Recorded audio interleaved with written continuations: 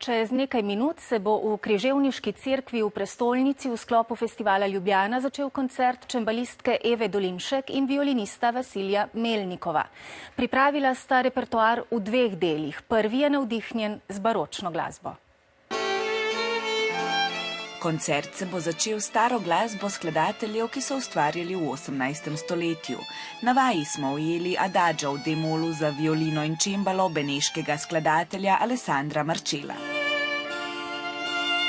Tukaj si violina in čembalo podajata roki, nekako tako bi rekla. Seveda čembalo ima vlogo bassa continua, to pomeni, da vse skozi podpira violino in seveda skušava v glasbi vzpostaviti en dialog. To je zelo pomembno potem, da nastane lepa interpretacija. Zvok bo posebno obarvala tudi akustika prostora in specifične lastnosti inštrumentov.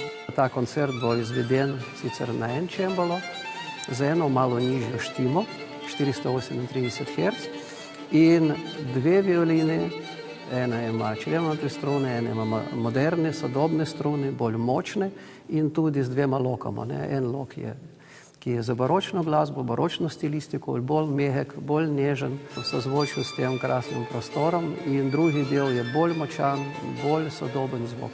Večer se bo sklenil s sodobnimi deli slovenskega skladatelja Milka Lazarja.